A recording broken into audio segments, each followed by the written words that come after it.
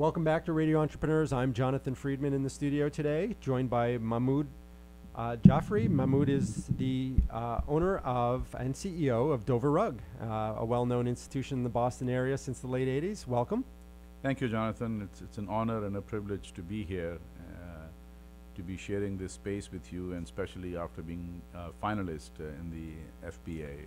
It's wonderful. Yes, and congratulations. You are a finalist in the category of first generation, and there are many, many applicants and only a handful of finalists. So you're already a winner amongst your peers. Thank you. Thank you. It means a lot, especially a small family-owned business like ours. These accolades really keep us going and validate the fact that family business is alive and well, and if you commit and stay with the standards of excellence which were created by your predecessors, and if you stay the course, the world will recognize you, as opposed to in this world of big boxes and media that control consumer behavior and attitude. Family business still is a grassroots concept that works well if you serve your community well. So we were talking a little bit before we came on the air, and it sounds a fascinating story. Your family has actually been in the carpet business for generations. Yes. Starting as manufacturers over a century ago. Mm-hmm. It was a dream and a vision of my grandfather, where he came up with this brilliant idea that in order to empower families, you need to create employment for women and empower them. And in a rural agricultural society, that's very difficult to do. Very progressive at the time.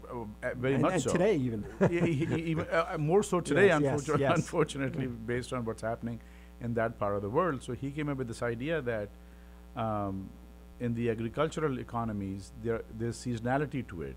Sure. And in order to provide stable income, if they decided to, or if they started rug weaving in their homes, they would be able to be with their family. They don't have to go outside of the house. They will, you will create employment in the rural areas as opposed to putting pressure on the cities.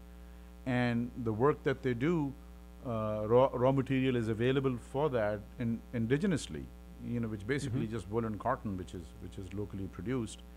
And the product is a huge foreign exchange earner for the country. So it's a win-win situation. How does the involvement in the Squash and Fitness Club, is it directly related, or they happen to be co-located, or many of your clients that purchase rugs are members of the club? Is it a club-based system, or is it?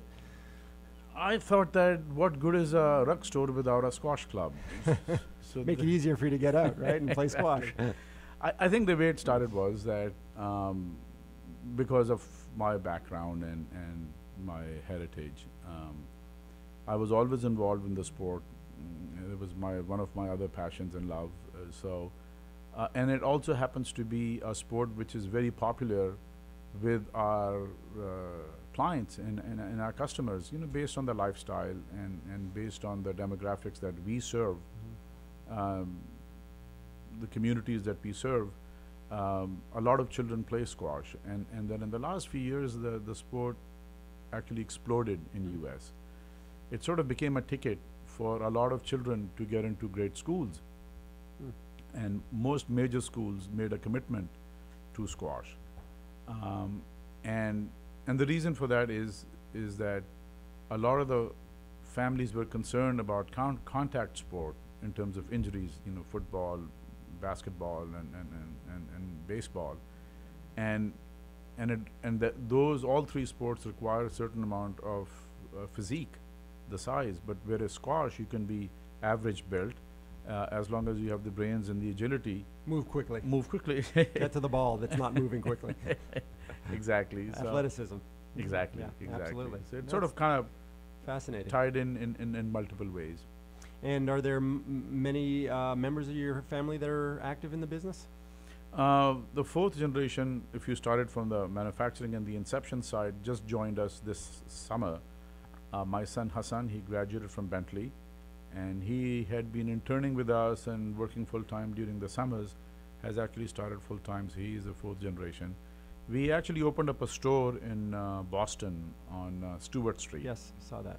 And so Hassan would be running that store, and I would be involved with him, but this is sort of his baby that he wants to run with.